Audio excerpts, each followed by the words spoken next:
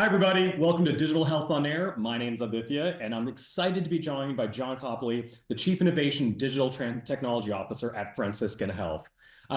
Franciscan Health has a significant footprint across Illinois, Indiana, and Michigan, and is honestly really well known for being innovative in their approach to technology, clinical care, and kind of workforce well-being. How do their team do great work for their patients? And today I'm thrilled to have Jon on the show to kind of really talk about how they're using technology, deploying technology, to improve the life of staff, patients, and the clinical teams who deliver great care across their three-state service area. So, Jon, welcome to the show. Thank you very much, DC. Appreciate it. Thank you for the opportunity to discuss Franciscan's innovative approaches to providing and delivering healthcare for both our patients, but also our clinicians. Yes, absolutely. It takes two to tango, right? So why don't you Absolutely. tell us a little bit about your role as kind of the Chief Innovation and Digital Technology Officer? Maybe a little bit your background to get us started, kind of how you got into the world of technology in the first place, but really what are you doing? Like what's the role shaped up to be at Franciscan? Yeah. So thank you for the opportunity today to discuss this. So, Jon, I've basically been in healthcare now for about 30 years. I am a retired Coast Guard officer. In that capacity, I bounced between my administrative tours of being in hospital administration, clinical administration, medical information systems, Hmm. and then also the operational side. Upon retiring, I was CEO of a hospital in Northern California. I did that for about a year and a half, deployed Cerner. I did so successfully, so then got approached by the California Correctional Healthcare Services. They were under a federal receivership, and they were looking to modernize their clinical documentation Oh, wow. platform. And so deployed Cerner throughout the 35 institutions of the state of California and did so successfully. I believe we received a HIMSS Level 7 award, Which as is well as, rare, which is honestly quite rare air. yeah, absolutely. It was one of the first IT contract or projects in the state of California in like 20 years that was actually deployed on time and on budget. Which So in any government project, like that's a win. absolutely, right? I learned so much about, working with the bureaucracy, working within technologies, as well as really the benefit of an EMR when deployed properly. That's kind of where I started to get the itch of medical information systems, medical IT. I came to Health Net Federal Services, Yep. kind of used a little bit of my federal healthcare background as well as my technology, and I was able to support Health Net Federal Services Department of Corrections, but also VA and DoD contract, the TRICARE contract. More in a strategic planning, strategic direction approach on how to better support those contracts from a technology approach. Yeah, sure. And then from there, they got acquired. HealthNet got acquired from Centene. Oh, I sure. came, Yep. yep, absolutely. So I came to Centene and I became the Senior Director of Innovation and Interoperability. At that time, CMS, ONC had promulgated their interoperability rules Like around clinical the upswing of interoperability. meaningful use, like all that sort of stuff, right? Absolutely. That's the same Yep. era. Yep. So from that opportunity, we developed an innovation lab. We partnered with Microsoft, we partnered with Epic, and then UC Davis. Oh, right. Okay. And we were able to basically test out emerging technologies in order to better fulfill our member experience at the time. And so that was about a year before COVID hit. And so once COVID hit, we accelerated our virtual and digital experience. For sure. Kind of virtual care delivery, virtual service to Absolutely. And we worked members. on a lot Yeah. of different digital applications with a lot of large vendors like Instacart, Shipt, in order to really support our at-risk patients, so our newborn mothers and high-risk mothers, as Sure. well as our elderly population, in providing them their groceries where they would not have to actually go to Go the to the grocery grocery store. store. Right. Yeah. Absolutely. And then we basically were able to build off of that by working with dietitian and nutritionists to ensure that their actual condition, medical condition that they're being treated for, if they had like a diabetes, would be a nutritional diet. And so the groceries they received would basically be in alignment with what condition they're being treated Oh, that's for. fantastic. Like, I mean, it's like sort of how we would want to provide care in a hospital, right? But making it Absolutely. in that same way in the home. Yep. Absolutely. Yep. And what we really try to do is bring that, we call it the Uber experience, which is replace the driver with the patient, replace the or driver with the provider, replace the patient with the passenger, and then Centene on the back end as that health plan as the Uber, and handle the It's like the transactional. match, the marketplace service, kind of tying the pieces together. Exactly, and provide that real-time experience and support for our members. From that, we basically started launching into clinician experiences. So ambient, really looking at what a lot of vendors had out there to better improve the clinical documentation. We really tried to change and modify the delivery of healthcare so that we could give the physicians their hands and eyes back, right? Get rid of the two biggest obstacles in healthcare, which is the keyboard and the mouse. Yes. And by doing that, we really enhanced the physician experience and the relationship between the patient and the physician. It sounds like you know, and this is part of your background, maybe it's new to me. It sounds like you started doing ambient stuff kind of well before this generative AI wave of everyone doing ambient in the last 18 months. Yeah, absolutely. We were one of the first really to partner with AWS Mm-hmm. and with like Suki and with DAX. Yeah. In order to bring that hands-free workflow and documentation into the clinician's office. And so we found a lot of opportunities there. We found a lot of success in the pilots that we would pursue. And so from there, I was able to build up a big enough portfolio, a lot of successes where came to Franciscan, where they had just started a new innovation and digital technology program. Right. So I was brought to Franciscan to lead that effort and that initiative. So looking at the time that you spent at Franciscan, I know a lot of what, you know, especially what you're saying right now, it's like how the clinicians experience, the workforce's experience. Yeah. You've done a lot of stuff at Franciscan, just kind of from me watching on the outside and also having the opportunity to partner with Franciscan. Tell me something like you guys have done where maybe you feel exceptionally proud, where you're like, we really moved the needle by deploying, doing, changing, whatever it might have been. Yeah, absolutely. So the first thing really was we had to modernize our infrastructure. And at the time when I came here, our Epic instance was being hosted, and Dell was getting out of that business with Virtue Stream. Yep. And so we needed to find a new home for our Epic instance. And so we looked at several different vendors, several opportunities. While at Centene, I had actually deployed Epic Payer Platform in Azure. Mm-hmm. And so worked with our chief technologist, Chuck Christian, well-known, respected, and regarded in the industry, our CIO, Charles Wagner. And basically, we agreed to move Epic into Azure. Yeah. And by doing that, it's a huge step, major huge undertaking. step, right? We were one of the first larger scaled health systems to make that role and make that transition. And by migrating that, it really set us up from a technology stack to take advantage of a lot of the capabilities and features that being in the cloud does for you. Certainly. And so some of those initiatives, the other thing that we really focused on was the fact that we recognized that while the patient is critically important, patient-centric healthcare is a key, attribute for Franciscan. We also recognize that budgetarily, the finite resource in healthcare today is the clinician. Yeah. It's the physician, it's the nurse. Each and every day, we have more and more of them opting out of our healthcare system. Many of them are starting to get into my space, right? On the innovation side, on the medical informatics. Yeah. Or like they want to come join tech companies like ours, right? Like exactly. Delivery of care is right. But we really want them to use their license in the delivery of care. Absolutely. And so in order to do that, we really have to focus on technology finally supporting them in how they deliver healthcare. Right. Interesting. And one thing I learned early on when I was the CEO of the hospital was that we deployed Cerner. And I really thought that was going to really better the lives of our physicians and nursing staff. And it didn't, right? Yeah. The transformational disruption was incredible. I didn't anticipate that. The fact that it put more responsibility and administrative responsibility on the clinician. We removed a lot of our, we had certain contracts for our D&T services, dictation and transcription, took them out. We had medical assistants. We cut those, in half. And so a lot of that administrative responsibility and burden got shifted back to the provider.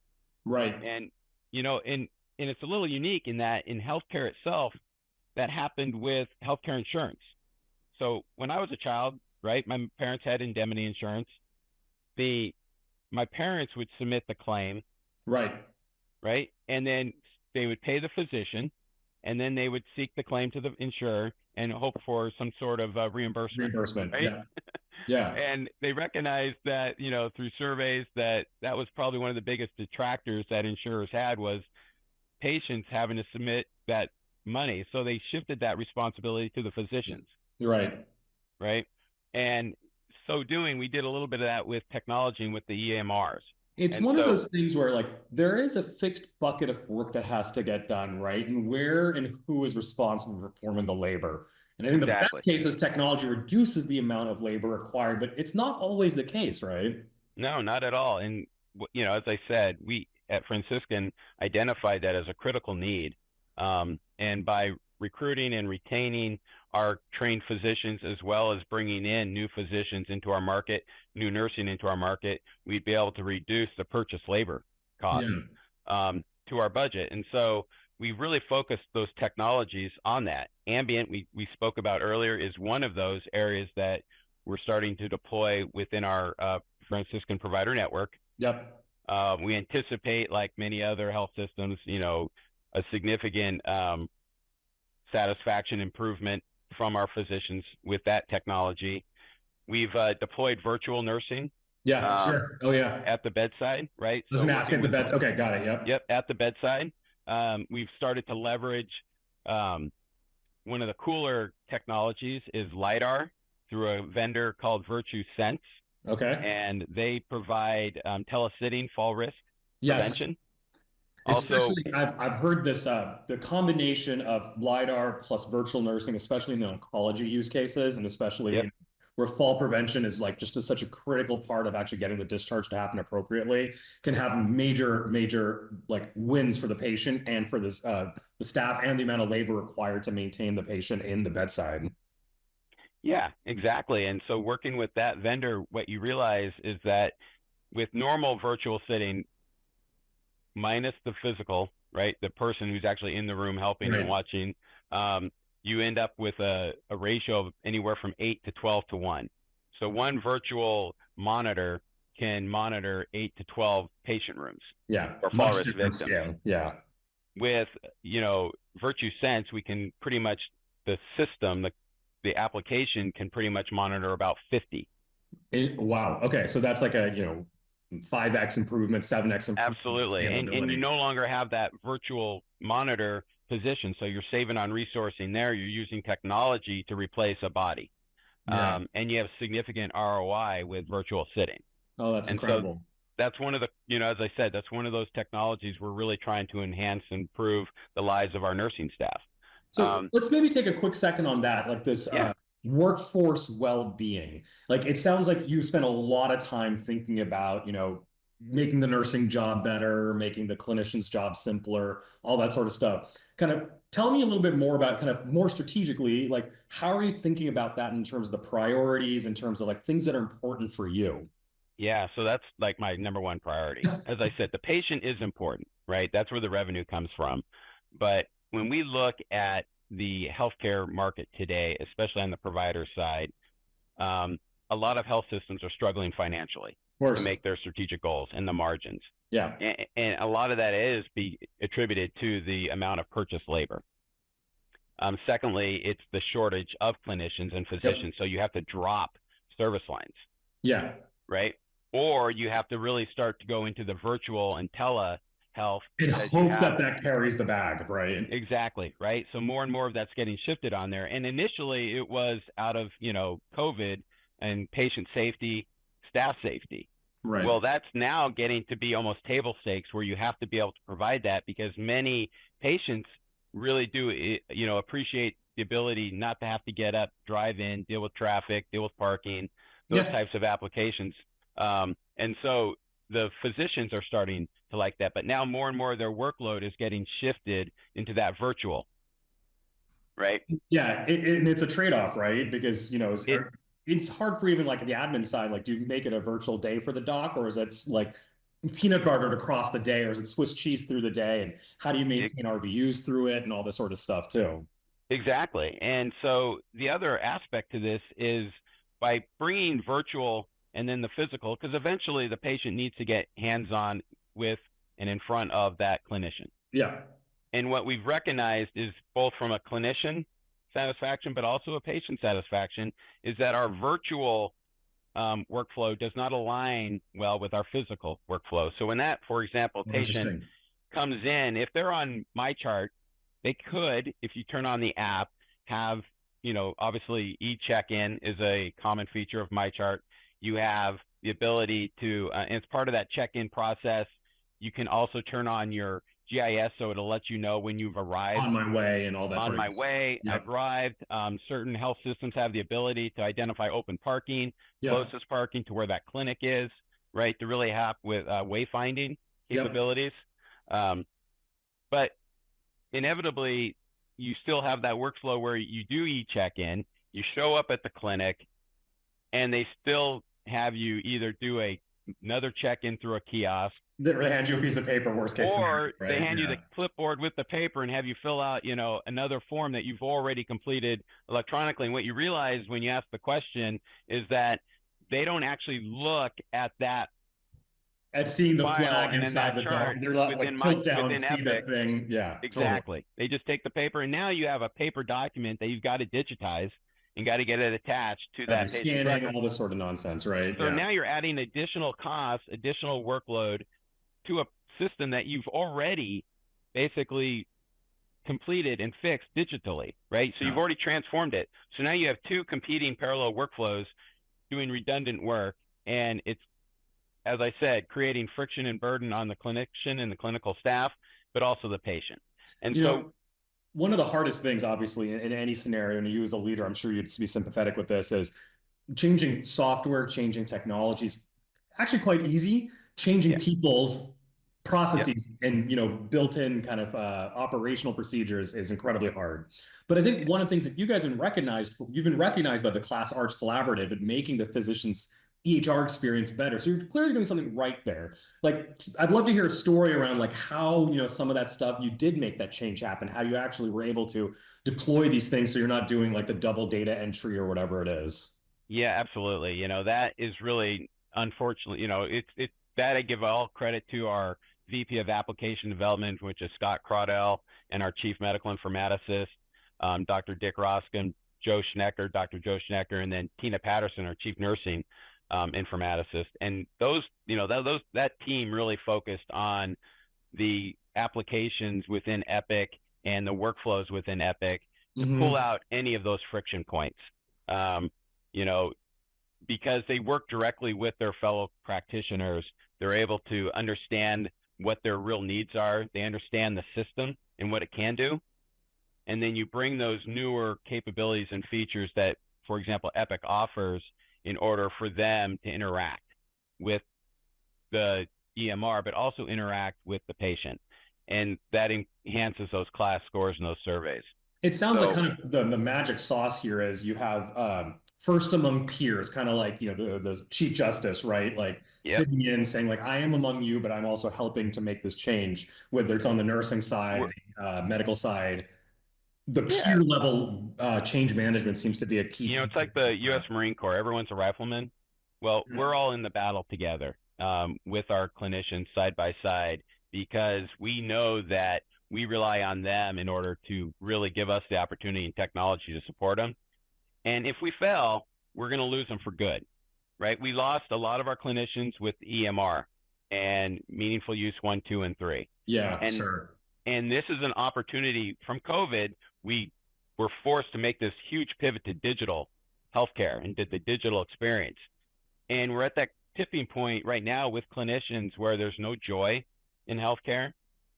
There's the, pajama time that everyone's trying to address. And get rid of, hopefully, right? I mean, that's sort of kind of the promise of like ambient and some of this sort of stuff, right? Exactly, right? All these new skills and tools. And the cool thing for me on the innovation side is that much of the technologies, they're proven technologies. We were talking earlier about how difficult is it to, innovate? Well, in healthcare, it's pretty easy to innovate on a technology because we borrow the technology from other industries, service industries, banking, finance. But what we have to do is innovate on the use case and the clinical use case. And really, that's where the secret sauce is, finding a technology that's proven and works and people are experienced with already, and then laying that over and integrating that with a clinical workflow, whether that be an administrative clinical workflow or an actual delivery workflow. I hear a lot of times from folks like, I want healthcare to be this Domino's pizza tracker experience. But I think one of the things that you're kind of really pulling out there is that's experience on the patient or even the clinical side. But one of the things that's really different about healthcare versus a lot of service industries is the amount of pizza topping combinations is maybe just the amount of combinations we have for CT scans. And imagine everything else that we do in healthcare, right? So exactly. It's the right framing, but like turn the complexity up to 1,000. So let's wrap up with maybe one question, which is, innovative leader and innovative system. What advice would you have for other CIOs, chief technology officers, digital transformation officers to really evaluate how they can use these technologies to reduce the strain on the workforce? Yeah, so the advice I would give the CIOs, CTOs out there is you have to modernize your infrastructure. Even though your executive leadership, your health system may not want to make that investment sets you up for all of these digital experiences that are out there, available and proven within technology, right? And then find those clinical leaders who can truly buy in and lead the effort. It can't be led by IT. It can't be led by innovation, because then it won't be adopted. And then the difficulty in those transformation activities won't be fully recognized. And so my advice is modernize your current infrastructure. A lot of our hospitals, for example, at Franciscan, are a little bit on the older side, and they weren't set up for the 2025 future care space. And so in order to really get a technology to work appropriately in that environment, you have to make the necessary investments. Yeah. The final thing I would say is that, from pure digital, a lot of what makes Franciscan unique is the fact that we are a Catholic-run health system by the Sisters of Perpetual Adoration. And when you walk into a Franciscan hospital or a healthcare center, you know it because you see the cross. You see the sisters walking around. You'll see a chapel. Oh, yeah. I've been on site there. You walk right in, you know what this is, a faith-based, service-based organization. And even when you listen and you converse with them, we speak a certain way. And so you really get that infused, and that gives you a sense of confidence of where you're being treated and who you're being treated by. That can be lost in a digital experience. And so as AI starts to roll out, we now have the capability to infuse, for example, that Franciscan ethos. Yeah. It's more than just branding with a backdrop of the cross or one of our facilities. It really is in how we speak, the words we use, and the faith-based approach that we take. And we can mask and emulate that in a digital setting so that digital experience matches that physical experience. And that way there is no drop off in terms of the patient loyalty to Franciscan, because they know whether it's a digital or physical or both, that entire experience will be meshed and be consistent.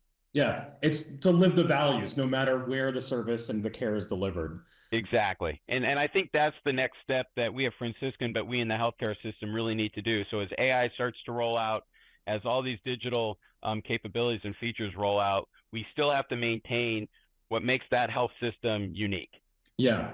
And we have to infuse that. Franciscan, right? Absolutely. We have to infuse it and embed it in every one of these workflows. Yeah, no, that's incredible. I mean, John, that's incredible advice. On top of a solid technology platform, buy-in from the clinical leadership to make sure you live your values. I think that provides an incredible way to provide great service to patients, and also to provide the clinical teams the kind of environment in which they want to produce great care. 100%. John, thank you so much for your time today. This was a really awesome conversation, one of my favorite ones I've done in the last couple of months. Thank you so much for joining us on Digital Health on Air. Jon Copley from Franciscan Health. Thanks so much. Thank you.